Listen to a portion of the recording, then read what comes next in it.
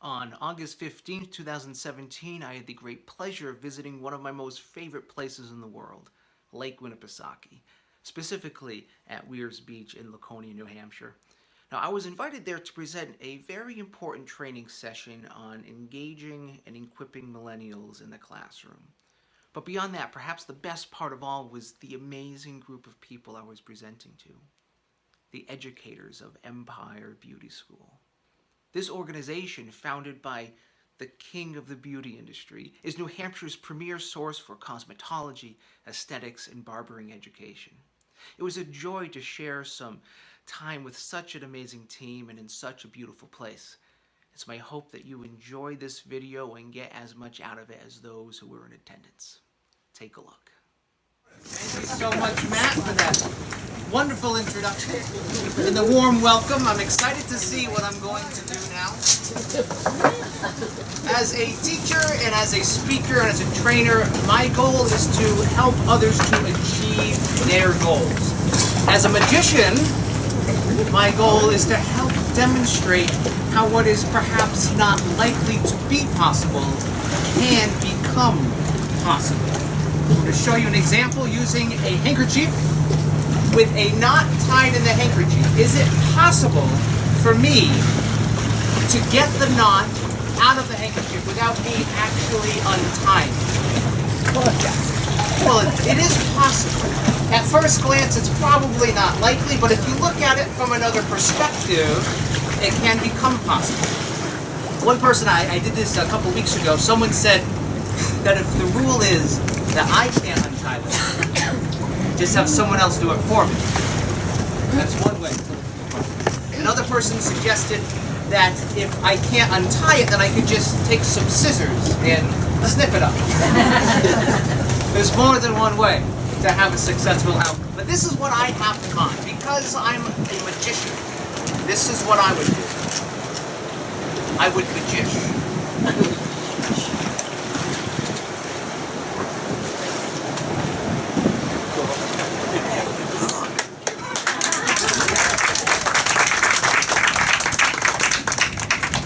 It's easier if you are a magician. And this is what we're going to talk about today.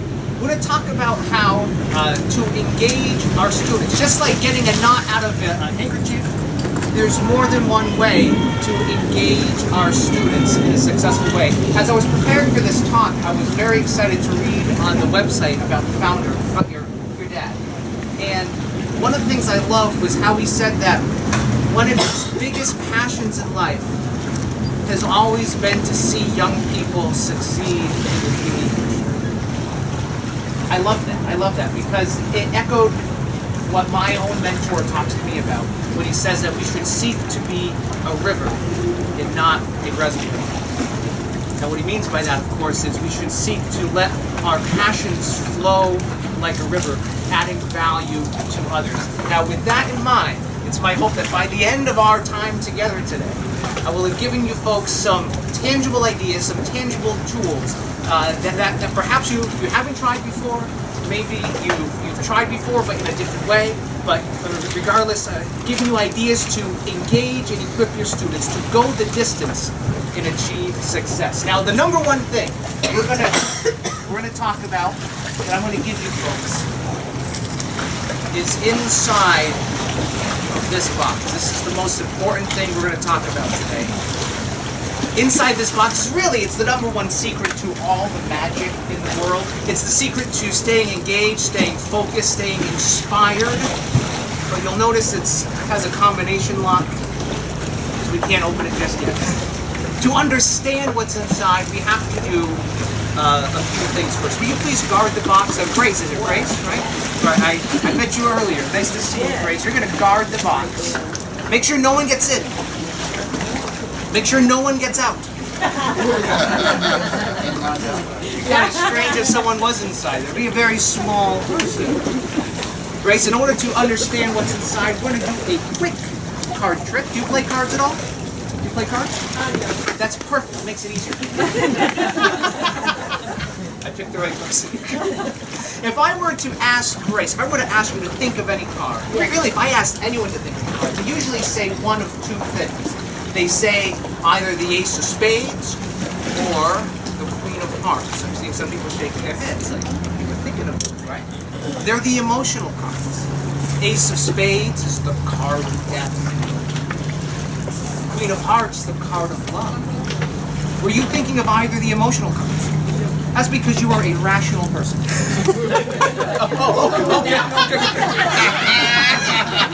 Is this true? I don't know. It's like, no. Friend of yours? Yeah, right. Well, Grace, this is a fun group. Where do you find them anyway? All over the map. All right, Grace, you're gonna choose a card at random. All right, you might still choose an emotional card, but we know it'll be a random choice. Just point to the back of any card you want. Any card. This one right here. Yeah. Are you happy with that card? Okay, take your card. Don't show me, but you can show everyone else. Also, oh, by the way, very important that you look at the card as well. I did this recently. The person didn't look at their own card. Make sure you see what your card is. Have you looked at it? So if you see it again, you remember what the card is? I would hope so. All right, you may place your card. Cash bar isn't open yet, is that? Here's the idea. A free choice of any card. I think I know what card Grace is thinking of already. See, on my way up here, I had a small drive up here, so I was driving up from Mass, and I was all over the road. That was you? I was thinking about Grace. I was, it's true. And I was thinking that I knew what card she was going to think of. I didn't even know I was going to meet you. So what I did when I got here today, I took a special card. I placed that special card inside of an envelope. I put a piece of tape on that envelope and I stuck the envelope underneath the box that Grace has been guarding this whole time. Everyone go, ooh. Grace, I was right on cue. That was really. Grace, do you believe the card in this envelope is your card? Oh, so I don't have to show you. I will show you, Grace, in a loud, clear voice so everyone can hear. Please tell everyone yes or no. Is your card on that card?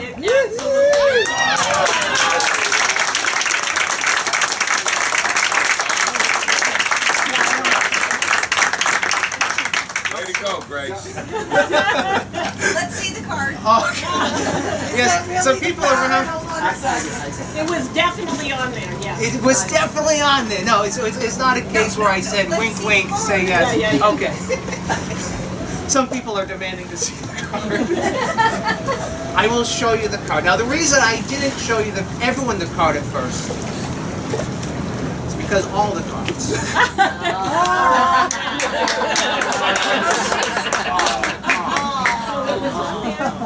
So I didn't lie.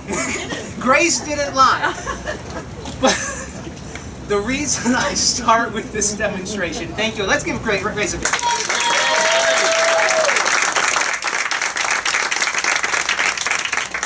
I like opening with this demonstration because this highlights what we're talking about today. There's more than one way to have a successful outcome. One way, of course, is to just hope for the best. But another way to ensure success, try another way. And this is something that my mentor taught me. It's something that's called, it's part of the 6 steps of what's called a secure pathway. Secure, it's a 6-step acronym that helps us achieve anything in life, regardless of whatever the path is. Step number 1 for S is state all of your positions. What is your present position? What is your desired future position? And then what are the in-between positions that you need to take? Step number 2 for E is examine all of your actions. It said that everything we do or don't do is responsible for our success or failure, so it's a good idea to examine our habits. Number 3, and this is the one we're going to talk about today, consider all your options. There's more than one way to have a successful outcome. Number 4, utilize all your resources. What do you have available to you? Number 5, remove all your non-essentials. What are you willing to give up in order to go up? And lastly, number 8, the last E, embrace all your challenges. There's a saying, it says, it's attributed to King Solomon.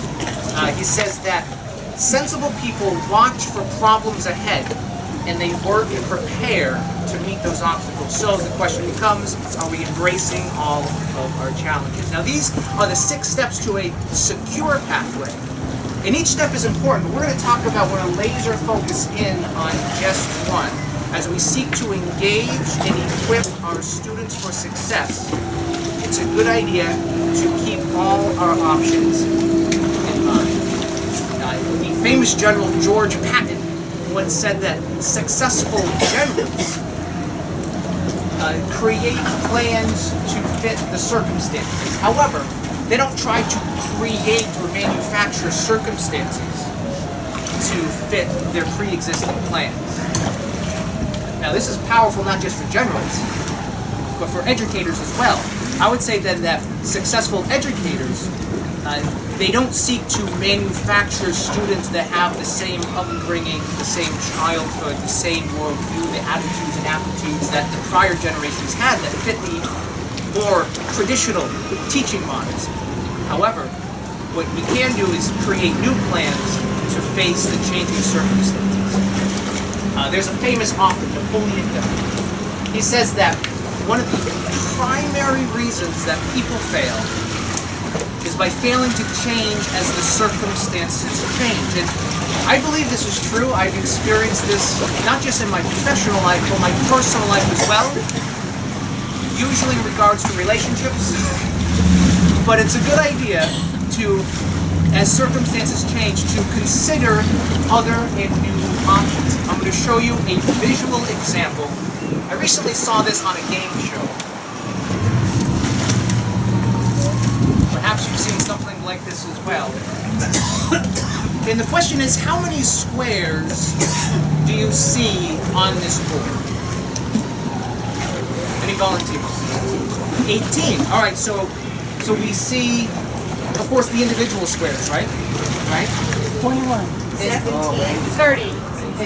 Oh, I'm getting lots of different answers. 21. We heard 17, 18, 30. 21. How many? 21. 21. When I was looking this over, and I had counted 30 altogether. I may have missed some, but yeah. So there's the individual squares, but then you can take 2 squares by 2 squares, so 4 squares, put them together for a square. You can do that 9 times in the middle.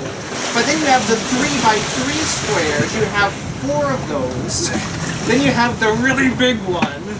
And on the game show it was much more complicated, there was like thousands of squares. But this drives home the idea. And it was actually just in the past, I think it was just past 7 years ago, scientists, I read an article at National Geographic, that scientists now believe that of all the blood-sucking bugs in Africa, and this is true, they believe that the bugs do not bother one animal in the jungle for one reason only. It's because of the stripes. It's the zebra. The bugs do not bite the zebras. And the scientists were perplexed by this for years, but recent study, they believe that too much noise, too much confusion about the zebra. They're looking for something to bite, but they're not seeing. And the same thing, I think, is going on here. We're seeing lots of things, but we're missing perhaps the big thing staring right in front of us. Is anyone here good with numbers? Good with math? As we all point to John, is it John? Yes. So you're good with numbers? Usually. This is going to be simple. What's the answer? And this is very simple. Any number, any one-digit number between 1 and 9. So a whole number, mind you. We're going to have it be simple. What number do you want to use? 7. 7. So we have 1 digit. You can point to anyone else here. Choose anyone else. on it. Three. Do you want that to the left or to the right? Well, I want to be before. Okay, so. Is that how it always is? It could have been 73, but we've arrived at a new 2-digit number that no one knew that we were going to think of. Now, I'm terrible with math, which is why I ask other people if they're good at math. But I've been laser focusing in on one type of math, a certain type of equation that I'm already starting to calculate 37 through this equation. I'm going to time and see how long this takes for. Yesterday I did it in 21 seconds. I'm going to shoot today for anything under 20 seconds. Does anyone have a watch with a second hand? You have a watch with, oh, okay, so in your name? Lisa is going to time this. When we get to 5 seconds, you'll say 5 seconds, 10 seconds, you'll say 10 seconds. And whenever you say go, I will begin.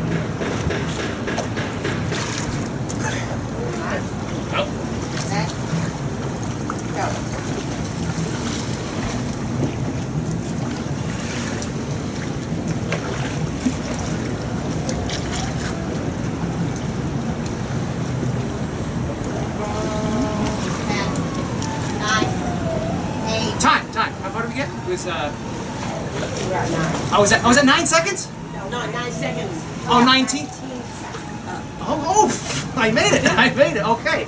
Thank you very much for your help. I have run the numbers through this equation, and I think I've done it. I haven't checked my numbers, but I'm just going to put myself out there. Just like with all the different squares, there is a zebra here. Not a literal zebra, but the number 37 is going to be our zebra. Now I'm going to hold this up for just a moment. Once you think you can see the number 37, other than the one written up here, please just shout it out. Oh, yes? First line across, second line across. So 8 and 11, 2 and 16 is... That's... They all are. Even The squares, too. Oh, yeah, diagonal, too. all the columns, all the rows, and even diagonal. Yes, so 16 and 7 and 4 and 10 is 37. 8 and 17, 9 and 3 is 37. There's, I am bad at math, but I've been practicing this. Yes, in the back. Sudoku. It's like Sudoku, yeah. So it's kind of like that. Just when we think that we've exhausted every different possibility, that's when we realize that we haven't exhausted every possibility. Because remember how we can take 4 squares together to make a square? 8 plus 1 is 17 and 11 is 37. Oh, wow. 18 and 10 and 5 and 4 is 19, 3 and 6, 16 and 7, 2 and 12. The middle squares as well. Every time. Also, consider this, the 4 corners, 8 and 10, and 3 and 16 is... Bingo! Bingo! Yes, that's right. The idea is when we think we've tried every possibility, there's still more things to consider. So if we're looking, but we're not seeing ways to engage our students, all we have to do is just look at this in a new way. Look at this from a new perspective. Now consider this. I'm getting goosebumps. We're all coming from different places. And yet we're all gathered here for the same purpose today. And yet even though we're literally all under the same tent, we're all experiencing something different. We can't help it. It's because of all the different perspectives from which we're interpreting all of these events around us. If any one of us wanted to change our experience, we could, of course, leave the tent. I think Matt would get mad. So it's not always possible to leave our situation. Sometimes things happen, we can't leave our situation. So in cases where we just can't leave, we can still change our experience by changing our perspective. There's an exercise that I often do with my students as an icebreaker, usually on the first day of class. And it works especially well with smaller groups. But what I do is I have all the students come up one at a time. They introduce themselves, who they are, where they're from, why they joined the class. But then I have maybe 20 or 30 cards. They're like postcards. And I have each student, one at a time, they choose one of the cards, and there's a drawing on each of the cards. And I have the student look at the card for no more than 2 or 3 seconds. No one else sees the drawing. And then, without saying anything, in one word, they describe on a piece of paper what they saw, and then they give it to me. And I do this for every single student, so everyone gets to choose their own picture and create a one-word description. Now, the secret that I don't tell them at first, but I reveal later, is that even though there's 20 or 30 cards, every drawing is the same. So every drawing, I have 20 of the same drawing. And even though it's the same drawing, I get different answers, which is what I like about this exercise. And I'm going to show you folks the drawing that I use.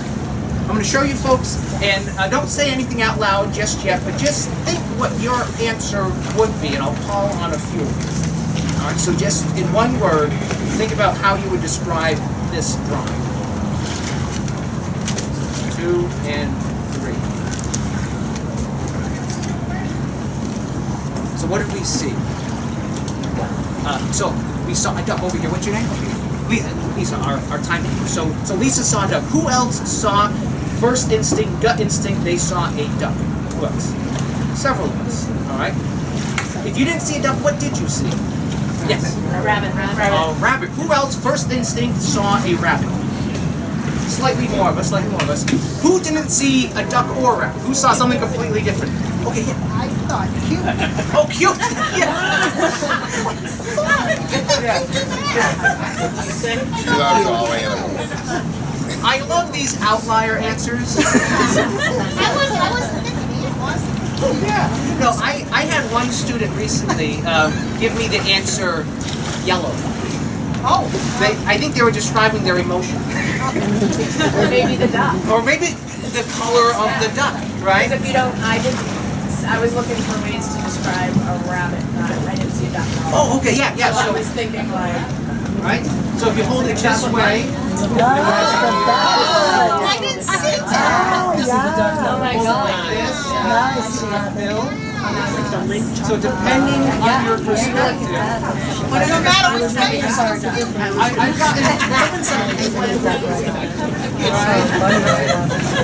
that was the first time I got cute. Someone created a new word. They said duck bit. Creating new words. I do have I have handouts for you folks I'm going to give you at the end, and I did reprint this image if you're interested in that. But the idea is depending on your background, depending on where you're coming from, depending on your prior conditioning, and also depending on what you've been told just before, it influences your perspective, it influences the way that you look at things. And keeping this in mind, it becomes important to figure out ways to engage our students as the way we structure our assignments. Because it's one thing to note that it's hard to keep students engaged. It's one thing to say that they seem disinterested. I've experienced this not just in my classrooms, but also doing magic shows. It's hard to keep their attention going. So one thing that I've experienced is that to look at things from this generation's perspective is to understand the way that they communicate. Even the very words that they use to describe what's important to them, and also just the focus of how they communicate. There's a saying, the playwright George Bernard Shaw, he says one of the biggest problems with communication is the illusion that it has taken place. I also believe this is true, as I've experienced this in my own life. Again, usually regarding relationships. Perhaps that's why I'm not married anymore. The illusion of communication takes place when what is said is perhaps heard perfectly well. It's heard perfectly, but the way that it's interpreted is interpreted completely different from the way that the communicator had intended. I'm reminded of the story of this elderly couple. They were off for an evening stroll on the beach, much like this. And the husband turned to his wife and he said to her, "Honey," with a big smile on his face, "Honey, under the moonlight, your teeth look just like pearls." It's a beautiful sentiment. But then, the wife turned to her husband and said, "Who the heck is Pearl?" And what were you doing with her under the moonlight? The illusion of communication. It can be difficult when we're not on the same page. It can also be difficult when we're not even working from the same book. Now I thought, what, only under the moonlight? It looks like that. Oh, okay, that's another way. You see, we have to understand their perspective. Here it is. I have Speaking Books. Perhaps some of you have read this book. I hope you have. Absurd Jokes. Ever read this book? It was written by me. Available on Amazon. It's actually a compilation and editing of some of my favorite jokes. And I won't read all of them. I'll just read a couple. Why did the cookie go to the hospital? Yeah.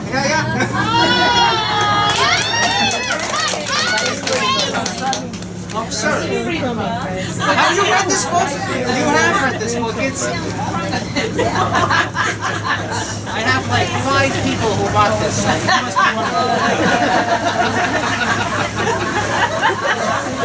It's a routine we have going on here.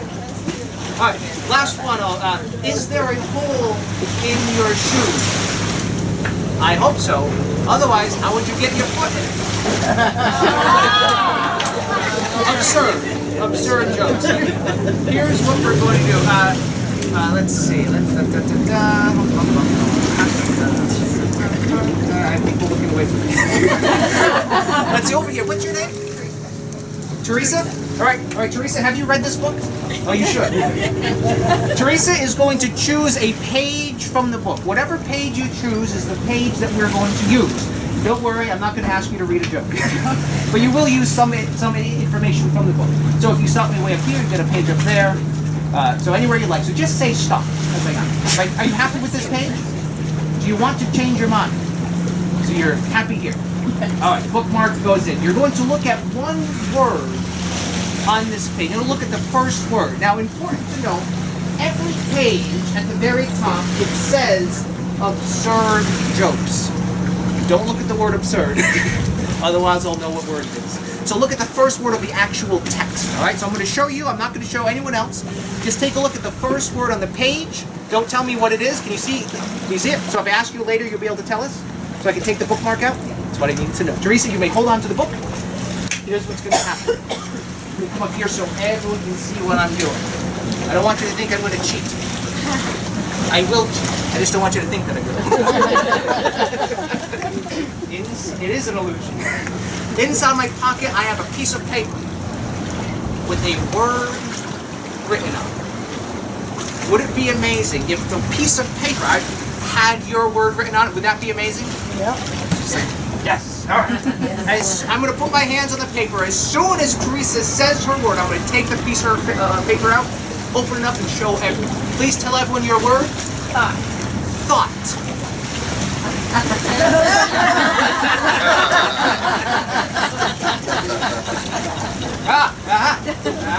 Matt, will you verify? Is that the word thought right there? That is thought.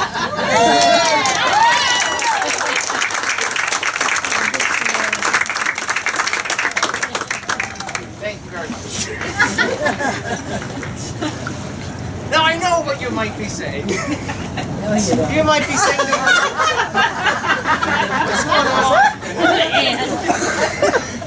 we might be thinking, we thought it was going to be one piece of paper with one word, not one card with all the cards on it. What was your card, Marty? It was 8. And the 8 was on there, right? Your word was, what was your word again? Thought. Thought. You didn't know it was going to be a dictionary. You didn't know it was going to be a page in a dictionary. But what I told you was true, right? But we had the illusion of communication. This was the joke portion of this demonstration. Over here, sitting on my briefcase next to my pens, this whole time, has been an envelope. Now, John, Matt, you two have been right here this whole time. Have I opened this envelope at all? Matt, would you please do the honors? And open up the envelope. Inside this envelope is a note card with a word written. On one side of the note card, there are musical notes, because it's a note card. But on the other side is a word written down, and it would be amazing if it was Teresa's word. Yes or no? Does that have Teresa's word written down? Yes? Needs verification. What do you think? Oh, I apologize. I forgot to mention. It's written in code. Did I forget to mention this? It's written in a code that only I know how to read. But it is your, what was your word again? Yeah, that's thought. Yeah, that's thought. What is it? E289 LCE7. That's the word thought written in a code that I created myself. But John and Matt are holding the key to crack this code. After we open up the dictionary, I placed it on their table. That is the key to cracking this code. You see, the P 289 stands for page 289. Matt, will you please verify, is that dictionary open to page 289? Yes. The LC stands for left column. On page 289, in the left-hand column, is the word thought written there? Yes. Bum, bum, bum. The E7 stands for entry number 7. If you count down to the 7th entry, is that Teresa's word? Yes or no? Yes.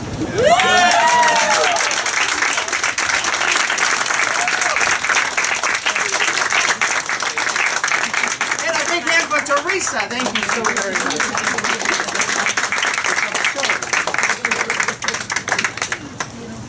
The illusion of communication. One of the biggest problems with communication. The idea is to calibrate.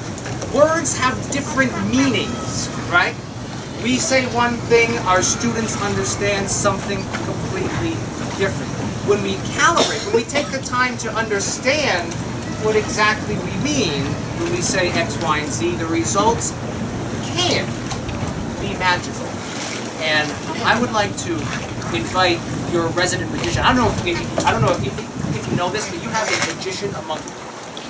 Aaron.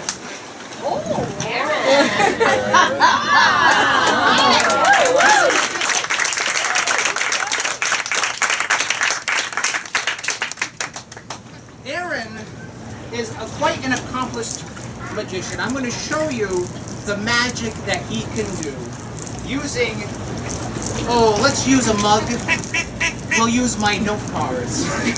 And we'll use a bottle of water. We really could use any 3 objects. But Aaron is such an astute magician with amazing psychotic powers.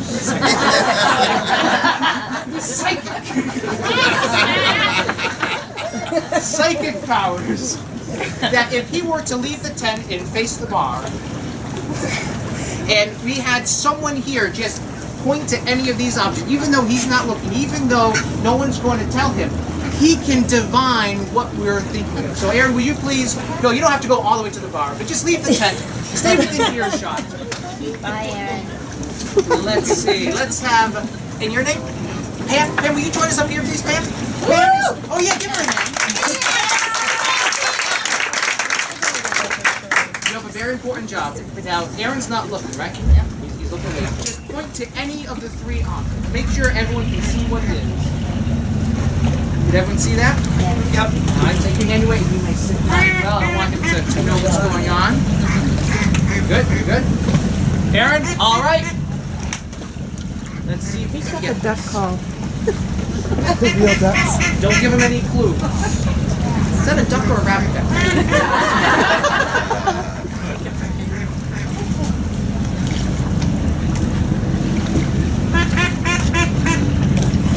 Can you hold up so everyone can see? Yeah.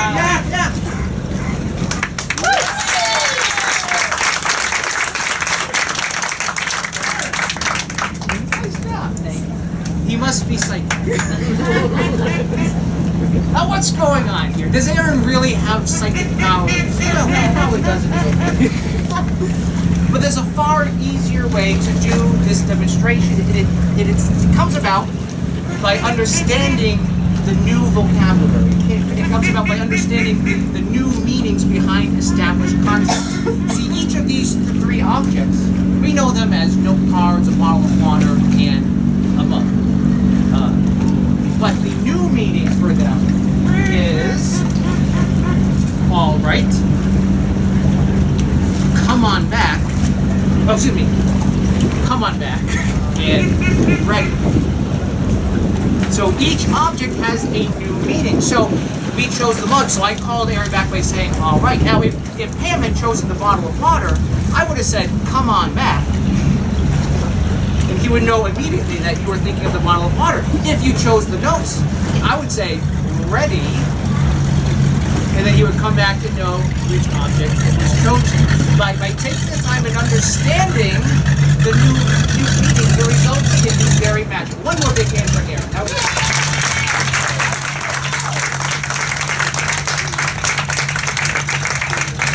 you learned that under fire in like minutes, don't you? You did a good job.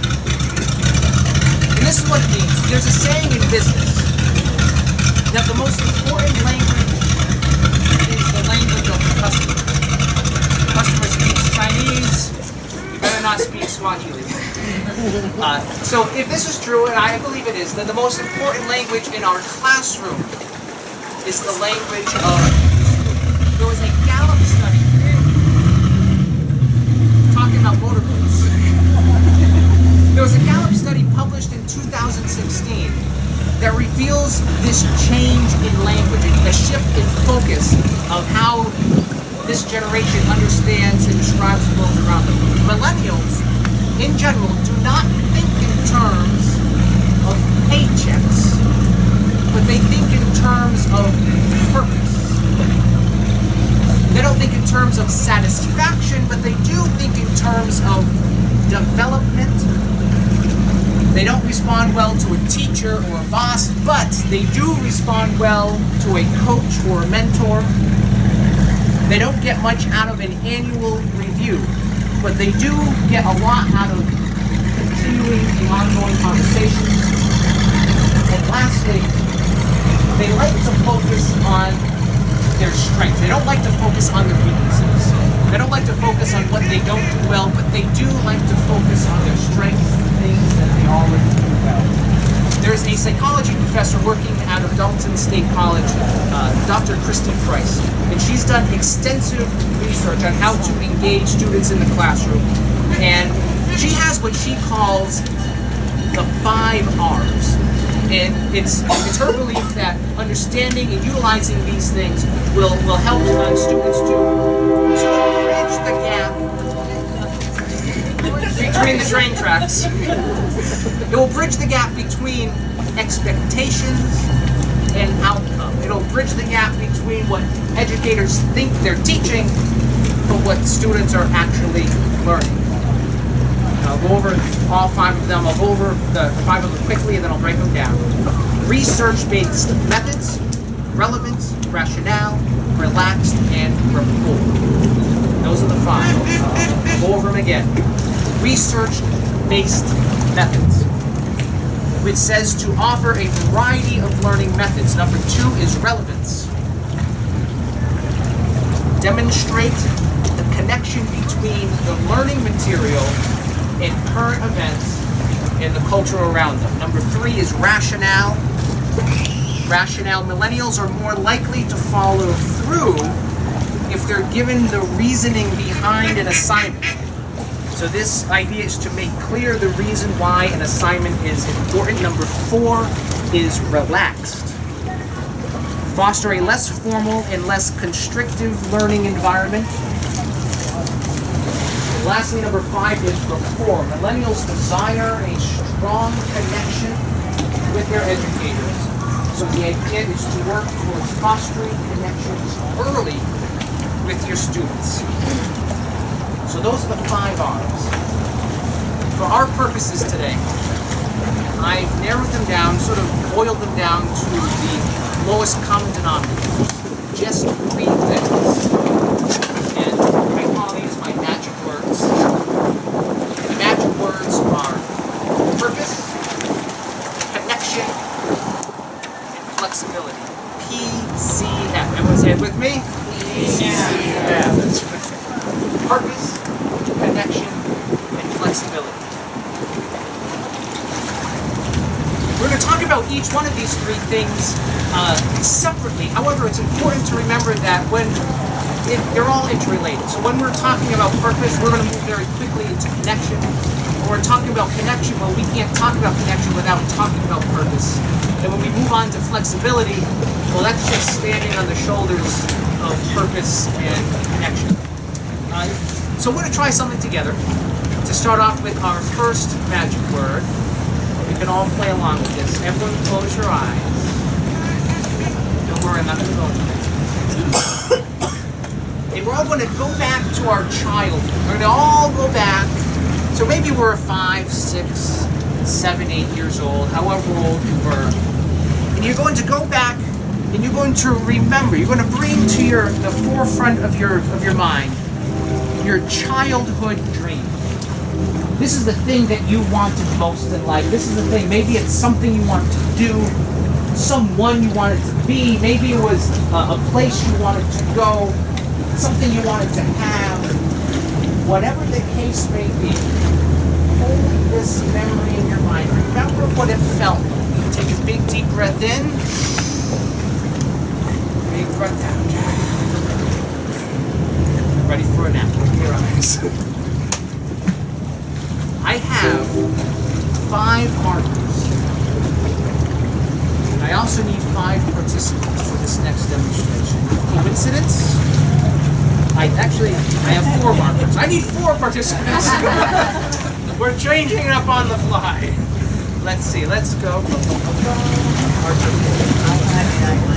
Oh, no, that's okay. That's okay.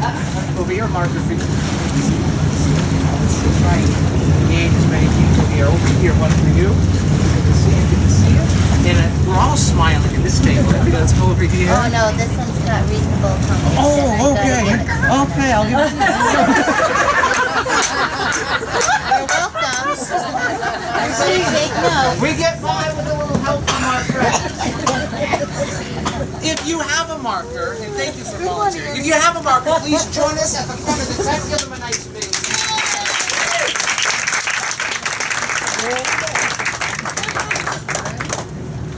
Thank you for volunteering. It was very good. And let's go over here. What's your name? Sharon. Sharon. Sharon and? Tira. Tira. Nice to see you. Jonas. And Kathleen. Nice to see you. And Kristen. Nice to see you. Jonas. Here's what's going to happen. We have 4 markers, 4 dreamers, and 4 note cards. Everyone gets a note card. You're going to write down something very specific on the blank side of the note card. You're going to write down in 1, 2 words, 3 words at most, in as few words as possible, what your childhood dream was. And it's important before we start writing. Don't let me see. Don't let anyone else see. Also, don't let each other see. This is a secret just for you for now. So wait until I turn around. We're going to work on the honor system. I trust you. You may start writing now. Here's what's going to happen.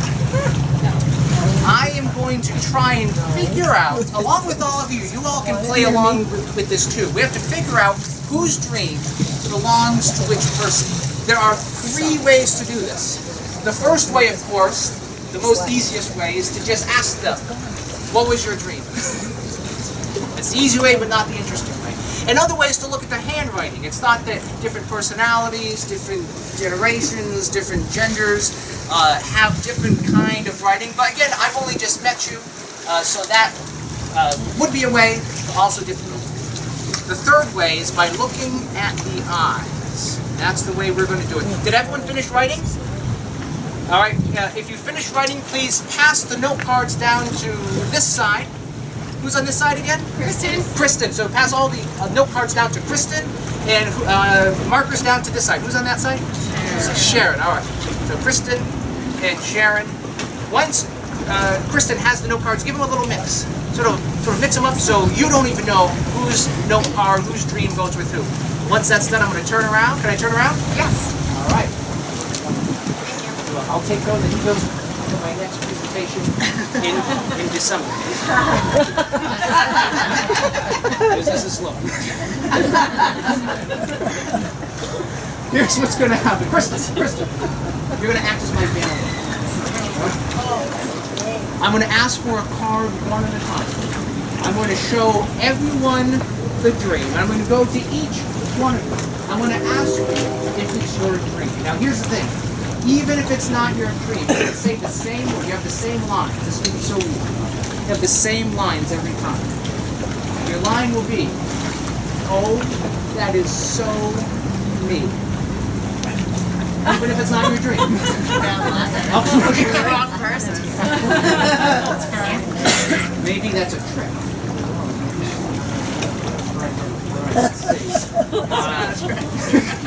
May I have the first dream, please? Thank you very much. Well, this is fun. I don't think I've ever gotten this one. This is race car driver. Race car driver.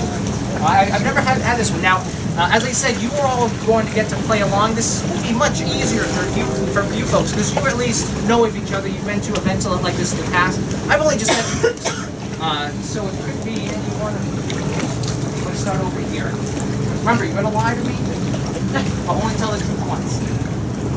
Is this your dream? That is so me.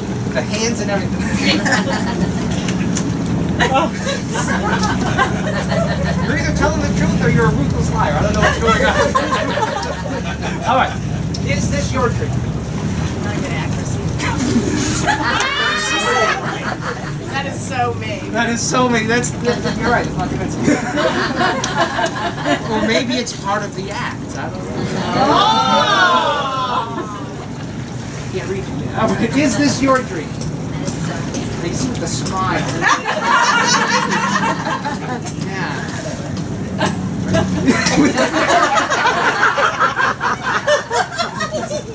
Is this your dream? That's definitely my dream. Oh, she's going off script, and it's definitely. Now, right now, I'm going between these two. I know I might be wrong. We have a few more to go, so I'm going to give this to one person. Don't give me any clues if I'm right or if I'm wrong, because I might change my mind. For now, I'm going to give this to you. Don't give me any clues. May I have the next one, please? All right. This is a fun one. I've never had this. I know. To be a dog.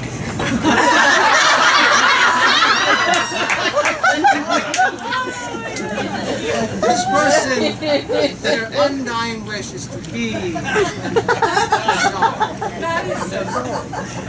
There's still time for you. All right, let's start at the same spot. Is this your dream? That is so me. Again, it's the same every time. Is this your dream?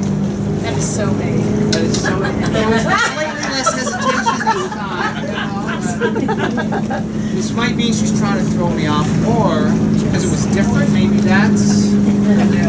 Say, is this your dream? That is so me. It's the same every time.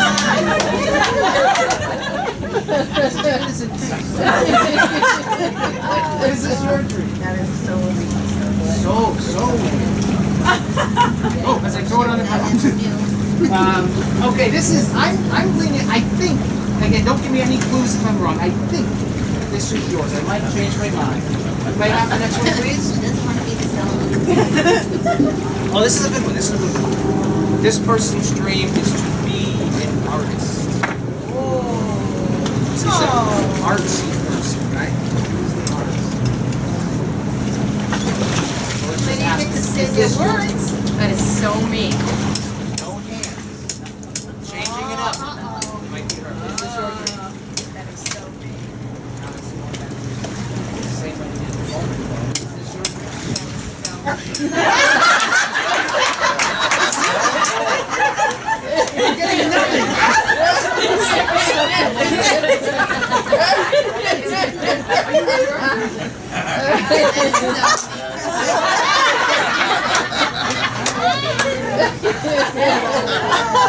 This might not work.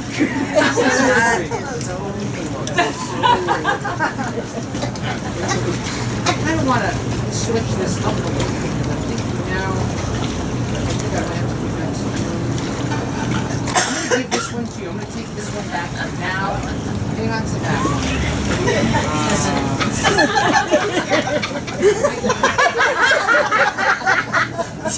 we'll see. I'm going to hang on to this one for now. Last one, please. And you don't have one? No? Okay. Oh, okay. Oh, but this is perfect. Teacher. This is perfect because you are living your dream. This is what I love. Most people don't get to live out their dream. You know, they don't get to be gods. You get to be a teacher. All right, so we have two who don't have any dreams yet. Let's change this up. Let's start at this end. Is this your dream? That is so me. Is this your dream? That is so me. I get this wrong. Is this your dream? That is so me. Is this your dream? That is so me. Back to the hands. All right, I have two to give out. You know, I've never failed one. I think I'm going to fail today. At least we've had fun. I'm going to give this one to you. I'm going to give this one to you. Just hold on so I can see the dreams. And again, I've only just met them. How do you think I did? Did I do? No. All right, I'll tell you what. Well, let's. In the interest of time, we're just going to move forward anyway. In a moment, if you are holding a dream, I'm going to count backwards from each one. When I get to one, if you are holding a dream, you're going to place them onto the briefcase. If you're not holding your dream, when I get to 3, you will stay standing and I'll see where I'm going. All right. Great star, John, artist, teacher. 3, 2, and 1.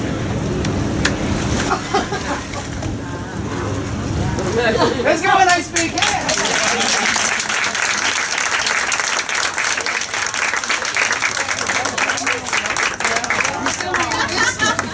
There's still time for you. That's okay. I didn't think I was going to mess up at least. Sharon, I thought you Now, Sharon, you are living your dream. Kristen. You're living your dream. Now, I save these because I'm writing a book on purpose. So this is for. I will use your names, I promise. Especially the dog. Those are big dreams.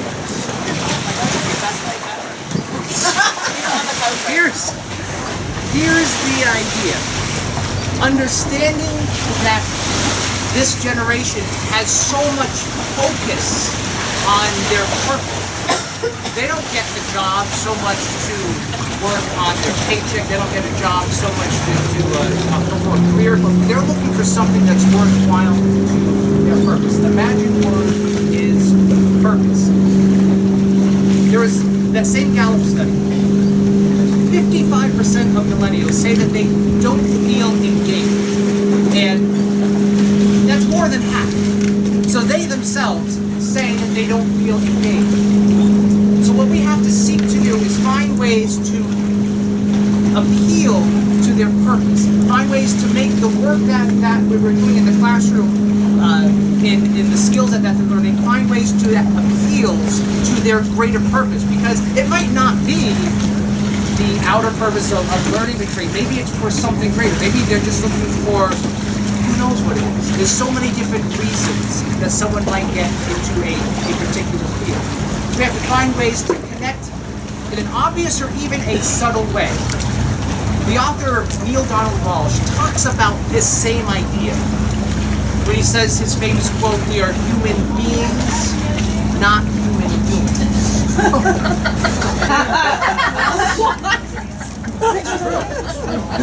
First we got laid, then we got a happy ending.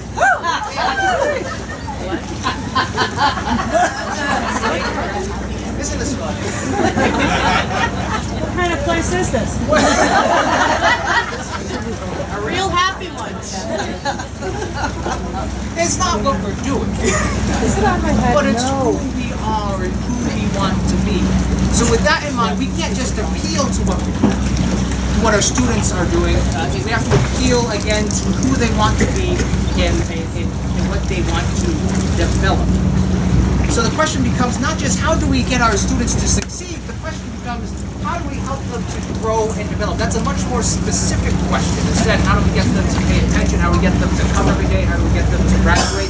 How do we help them to grow, develop? How do we show them? How do we demonstrate that we genuinely care about them? It's often said that people won't care about what we have to say.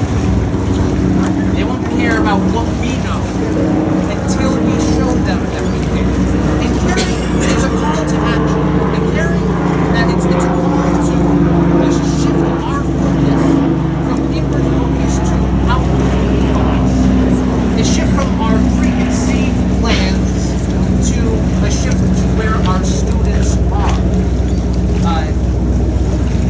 Doing this, we can sort of rephrase what General Patton was saying, that successful educators don't seek to create students to fit plans, but they seek to create new plans to fit their students. Because doing this recognizes that students are not interested in teaching, but they are interested, as I said, in coaching, they're interested in mentors. They gravitate towards people who take an interest in them beyond just a student. They gravitate towards those who are interested in them as people, who help them grow and develop in their strengths. Now, I had an experience, actually kind of similar to where we are now, that talks about, that for me highlighted that desire for mentors. I'm technically a mentor. I'm not a mentor. I'm technically a millennial. And I'm an older one though, but I sort of sit on the cusp between Generation X and Y, so I have kind of dual personalities going on. But I had an experience that highlighted for me this push towards a coach. I was at a place called Canoe Bay in Wisconsin, a beautiful place on the eastern side of the state. It was situated around a beautiful lake, much like this one. And on the last day of my trip at this place, I decided to go for a swim in the lake. And I noticed that there was about halfway out into the lake, there was a little, like a platform, you know how they have floating docks? So I decided, the adventurer in me wanted to go swim out to the dock. But I didn't get very far before I stopped and swam back to shore. And the reason I swam back to shore, the reason that I hesitated, was because all at once I had all of these thoughts come to mind. I thought to myself, well, I'm alone. What if I had a medical emergency? I could drown. Now, it's important to point out that this was a hesitation not out of a fear of death. In fact, just a couple weeks earlier, this is true, a couple weeks before this experience, I had jumped out of an airplane. So I was fearless, but it was more out of consideration for the owners of Canoe Bay, because it's a beautiful place. And a dead body can be bad for business. So I was trying to be kind. So I contented myself just sitting on the shore, dangling my feet in the water. And it was there on the shore of, interestingly, the lake had a kind of a sinister name. It was called Dead Goose Lake. Beautiful place, crazy name. I was on the shore of Dead Goose Lake, and this question came to mind. For the first, I had never had this question before, but I thought to myself, what am I not doing today? Because I've never had a worthy guide to show me the way. This question came to mind because if someone had been with me at the lake, I would have gone out to the platform. Just I jumped with the security being strapped to someone who had made that same jump literally thousands and thousands of times before. So the question became, as I was sitting on the shore, what else am I sitting on the shore of? What am I not doing today? Because I've never had a worthy guide that can show me the way. Our students gravitate towards those people, taking interest in them beyond that of a student, but as a person. Since that day at Entry School, I have met many different mentors along the way that helped me in various aspects, various parts of my life. And one of them is a man named John Maxwell. And John Maxwell, he has helped me grow in so many different ways. But one of the ways is that he always encourages me to focus on my strengths. Again, going back to millennials are interested in working on their weaknesses, they're interested in working in their strengths only. Now this is perhaps counterintuitive. We would think, well, if we already do something well, wouldn't our time be best spent working on things we don't do well, right? But this goes against research. It was another Gallup study, I believe it was 2009. It talks about how we will never take our weaknesses and make them become a strength. They say, according to their research, that will never happen. However, our strengths can forever be honed. And this also supports the other Gallup study. 70% of millennials report that they do become engaged. So we went from 55% not engaged, spike it up to 75% who say they become engaged when they are encouraged to focus on their strengths. However, when we instead shift to what they don't do well, their engagement level goes down to 39%. Let's take a little pause, a little reflection. My questions for you here are, what are some possible ways that you can use to capitalize on the strengths of your students while minimizing their weaknesses? Another question, how would your classes be different if instead of being a teacher, you shifted it to being a coach? And lastly, how can we reframe our lessons to connect more obviously to our students' inner purpose as well as their outer purpose? The three magic words, PCF. Purpose, connection, and payment. We've already seen how students need to be connected to their purpose. They need to be connected to the work that they're doing. And they also need to be connected to their mentors. But they also need to be connected in other ways. As I said, I am when I went to college right after high school, from 2001 to 2003. Those 2 years before taking what I call my 10-year sabbatical. Really what it was, I was on the 15-year plan. 2 years on, 10 years off, 3 years on. Very rare program. They don't even advertise it. I think they let me do it because I'm special.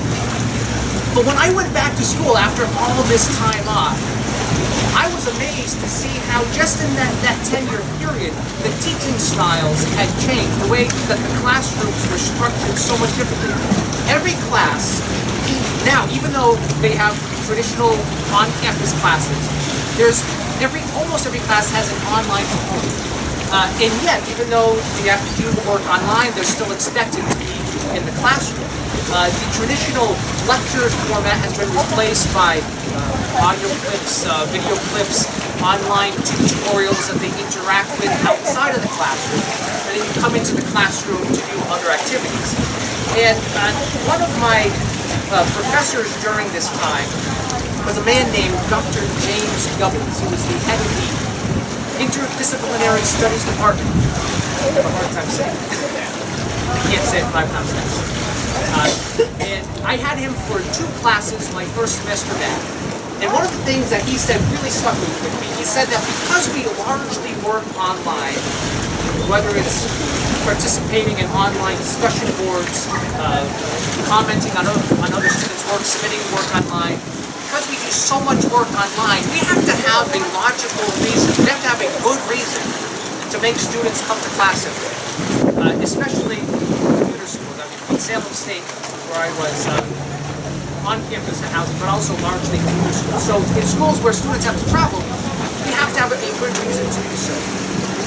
Educators like Dr. Dubbins, he solves this problem by making sure that there's information, there's knowledge that can only be gained in the classroom through things like hands-on, real-world simulation type activities where information isn't just given to them, but it's rather discovered by them. In an age of Googling, in an age of YouTubing, actually, I got here a little early. I got to hear some of the suggestions that were going around. One of the things is that students now, if they have a question, they Google. If they want to learn something, they just go onto YouTube. They don't value information just for its own sake, but they value it for the relevance to their lives. Again, going back to the 5 R's, relevance. So by structuring it so that the students find their own relevance by finding the information themselves in this group learning, it connects what they're doing in the classroom to the real world, showing them the rationale behind it. Again, going back to the 5 R's, rationale. It connects what they're learning to why they're learning to how they are learning. The magic word that connects all of these things together is flexibility. And I have a handout for all of you.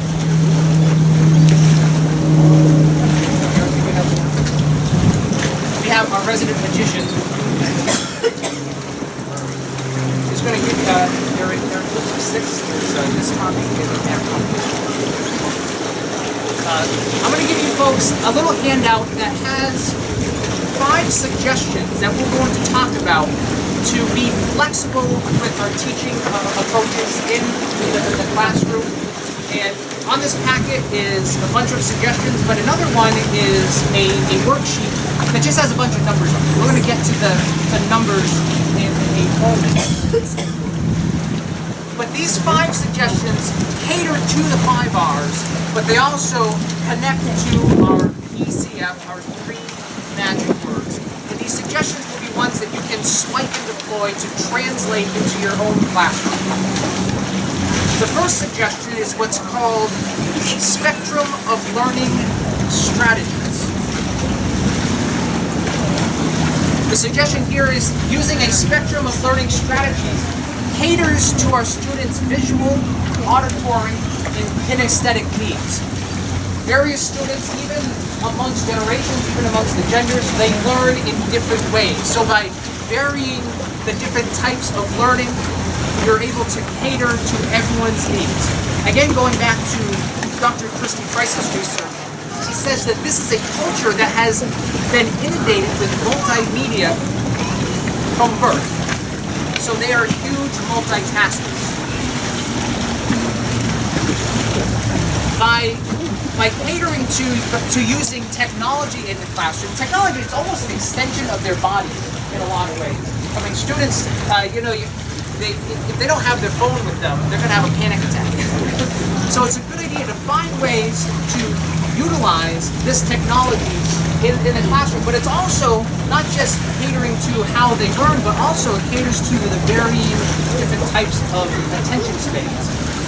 So by changing things up, even halfway through a class, it sort of wakens them up a little bit. So how can this be applied to the classroom? Well, there's a few ideas. You could start a Facebook group where everyone is encouraged to post articles, post YouTube links, post photographs or comments about how what's going on in their everyday lives connects to the class in some way.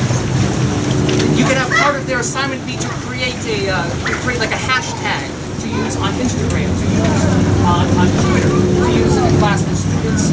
Part of their assignment is to post these statuses about the class. Another idea is actually using their cell phones in the classroom. There's a few different programs that do this. There's a few different different programs that do this, but you can have students text in answers to do for like to hold the class. You can also do it for pop quizzes where they type into their answers and they get projected onto the screen in real time. Some of the classes when I went back to school after 10 years, they were doing that in the classroom. So instead of saying don't use your phone, they were saying please use your phone. The second idea is peer collaboration. This goes into reducing lecture time and maximizing peer collaboration. Group-based projects that simulate a work environment are ideal, as well as open forums for discussion and debate. This approach allows students to ask questions and allows their curiosity to lead the way to further the discovery of knowledge. Again, this goes into the idea of having a reason for them to meet, have the students working together to discover information. One of the ways that this plays out nowadays, and actually again I heard some of the tables were talking about this too, about how the students themselves become the classroom facilitators. The idea being a groups of like 2, 3, or 4 students learn something together, and then they come together and they teach that subject to the class. Now this encourages engagement in multiple ways. One, in order to present, they have to be there. 2, if you take class time to allow them to work on their group projects, as opposed to letting them just figure it out outside of class, which I could say from experience never works, because students, especially with students who have families, students who work full-time as well, they're not getting together in groups outside of class. So having at least some part of class where they can work on these projects will encourage them to stay together, tying into peer social pressure, but also having part of the lesson or part of their evaluation be that they have to evaluate the other students' presentations. So having that be a part of the grade. They can't evaluate the other groups if they're not in class. So that encourages students to attend as well. Some other ideas, aside from using cell phones in the classroom for things like this, there's these like game show buttons that they have, like game show buzzers, things like that have worked for like doing debate style. Thank you very much, Eric.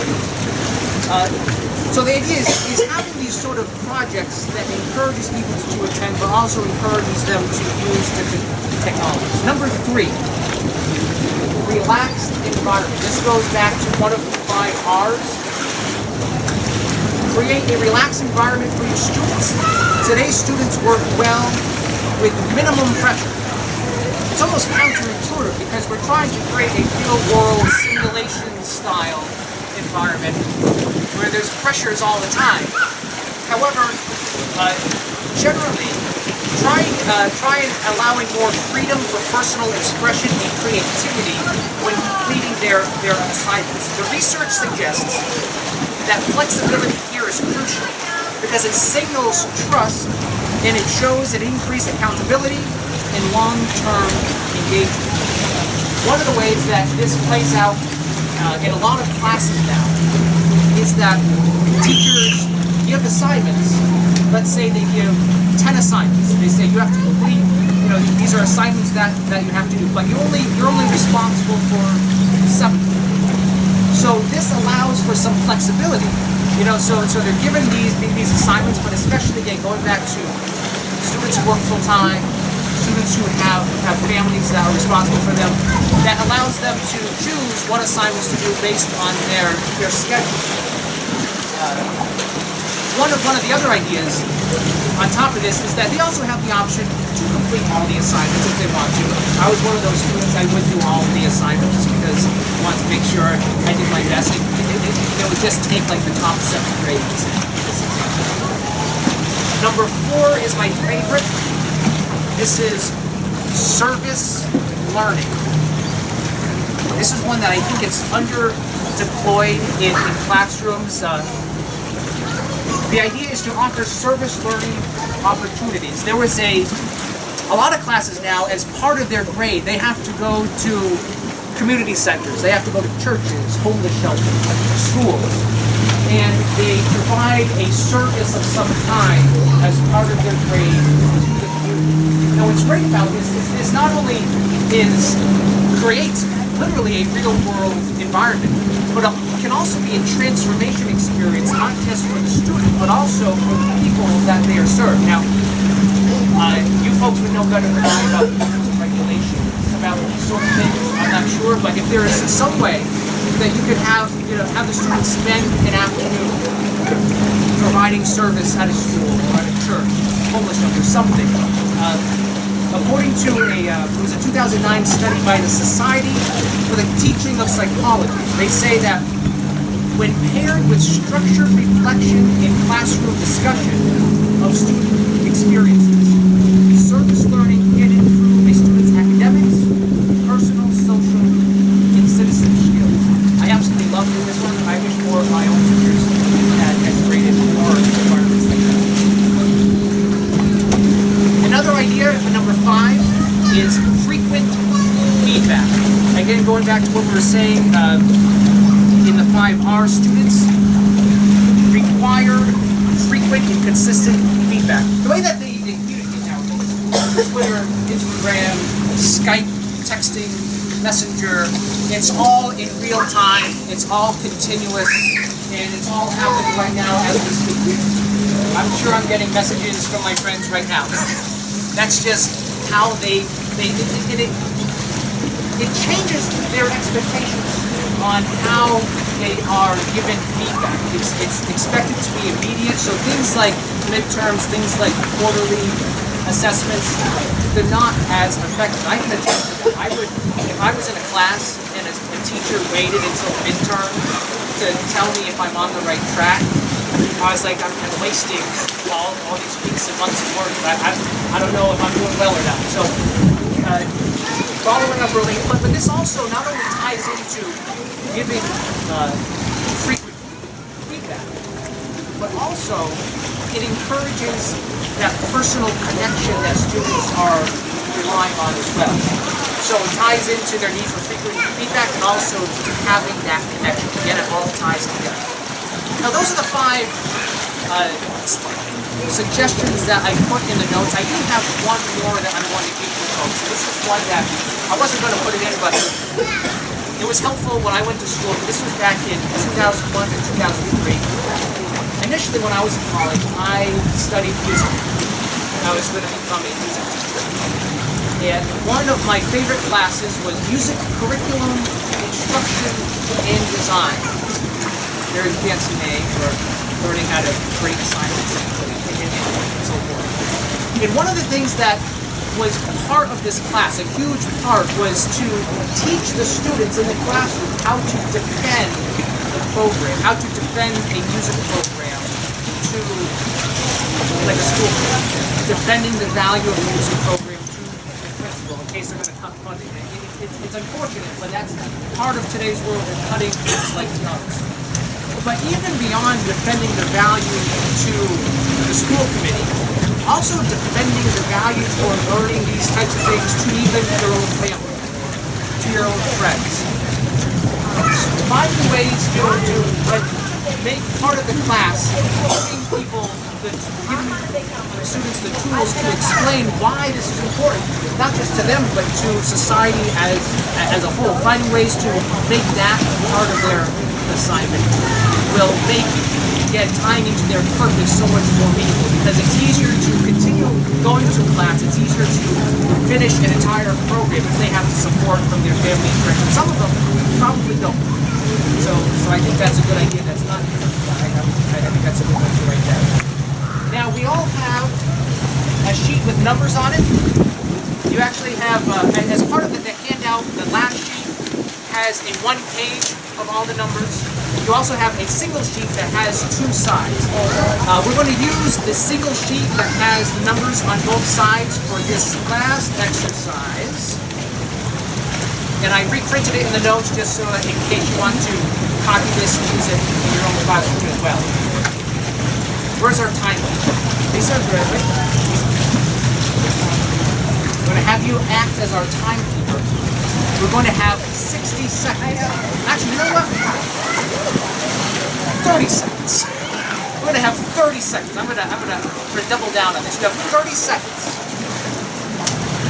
So look at these numbers. Oh, does everyone have a pen? If you don't have a pen, let me know. Pen's going out.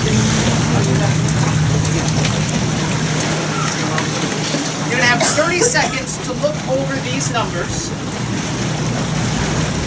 And I don't want to tell you what you're gonna do until we're ready to start, because I don't want you to get a head start just yet. Comfortable over here, and I have sorry, one more thing.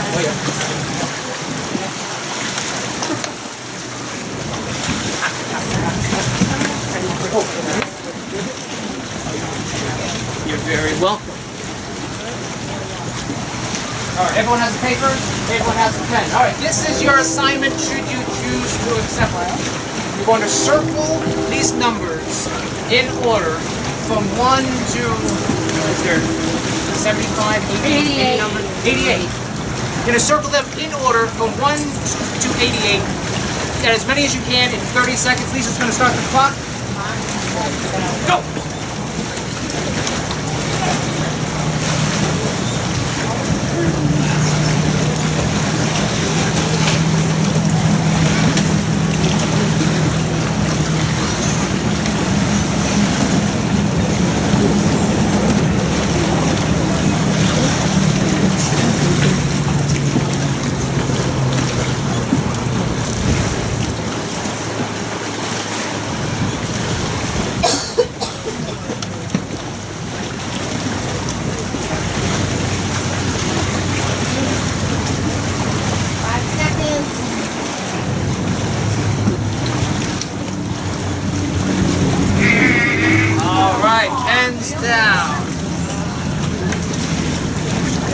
I see lots of papers with lots of circles, some with not as many circles. Oh my goodness, how many did you do? How did you do all of them?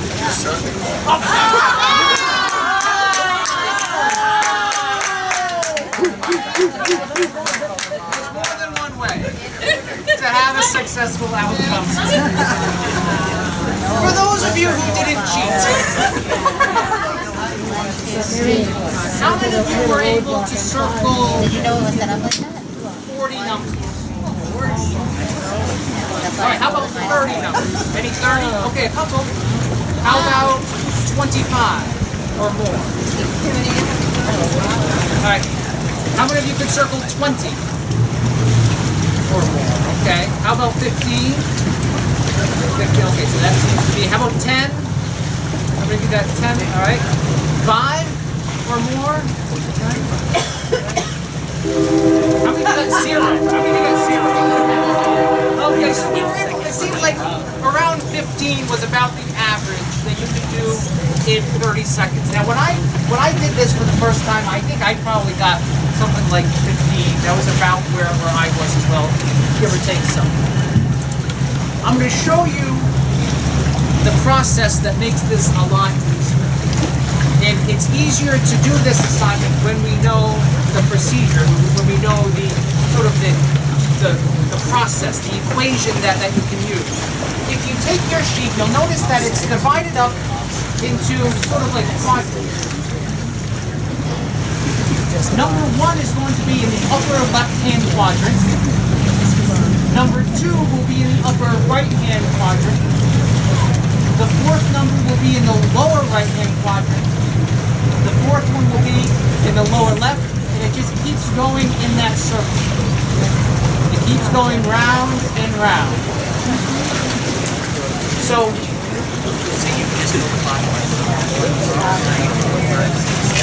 again, starting in the upper right-hand, upper left-hand corner, just going around in a circle. Number 1, 2, 3, 4, 5, 6, 7, 8. Now that you know where to find the numbers, we're going to do this again. Turn it over onto the fresh side. And we're going to have our resident timekeeper. Thank you so much, Lisa. We're going to see if we can beat that 15 or whatever your number was. See if you can beat it. Let us know when we can start. Yeah.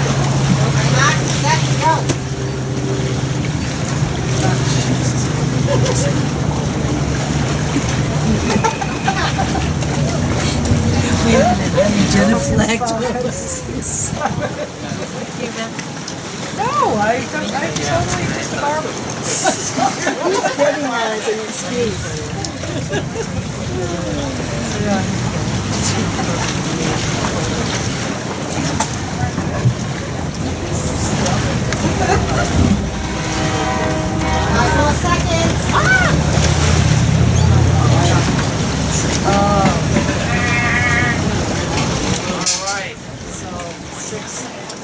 How many of you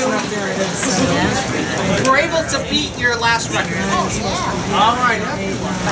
Most everyone, right? Nope. Was anyone able to beat the 40 mark? Did anyone beat 40 numbers or more? 30 or more? Alright, okay, so we got more people to at least reach the 30 mark. What I like about this exercise is it goes back to rationale, one of those 5 R's.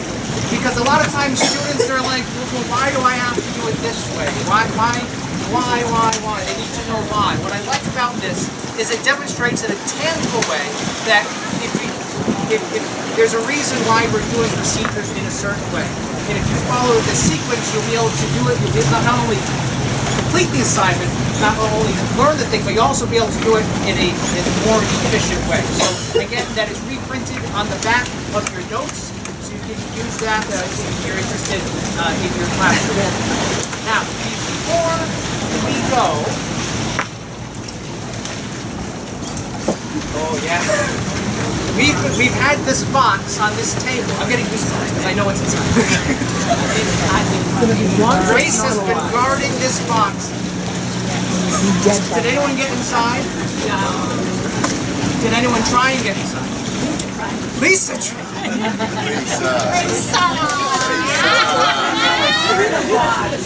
You know what's inside? Here's what you're going to do, Grace. You're going to turn the dials with a combination.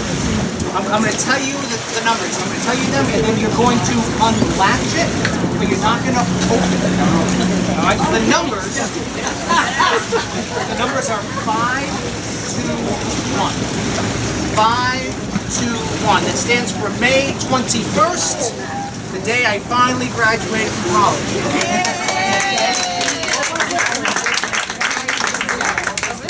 Okay, graduated from college. May 21st. Oh, okay. So it's unlatched. In a moment, Grace is going to open the box, and she's going to look inside of what she sees. She's going to think about what she sees inside the box. As a reminder, what's in here is the #1 secret to all the magic in the world.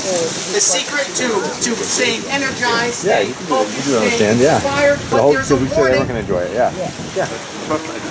What's inside this box is also the cause of all suffering. The cause of all turmoil. It's not a tarantula. Steak. You may open the box now. I told you it was going to be a mirror. You can hold it up so everyone can see.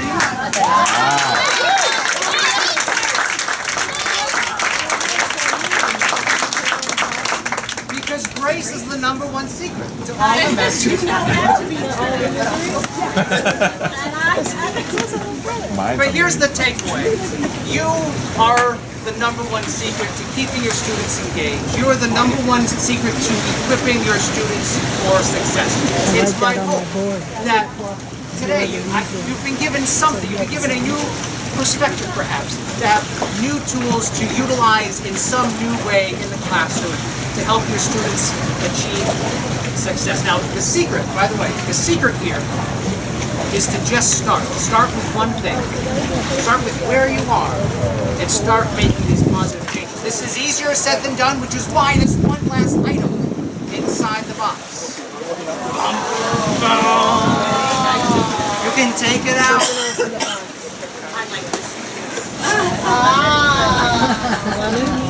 Lemonade.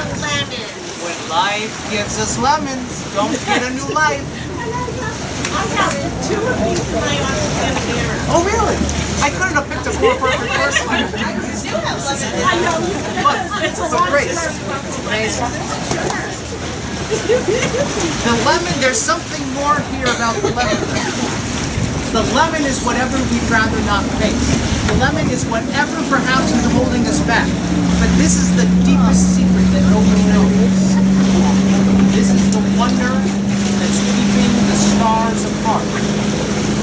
Whatever our lemon is precisely what we must face. Because when we do, we get to the very core, we will find there waiting for us. Oh, stop! Grace? She's freaking out. There is a playing card amongst the seeds. Grace, what was your playing card? Maybe. I don't. What is it? She is so mad right now.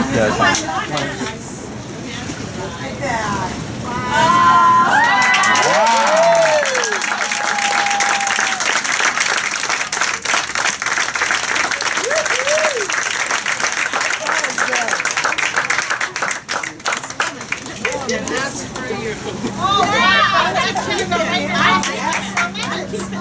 Thank you so much. Give it up for Jonas!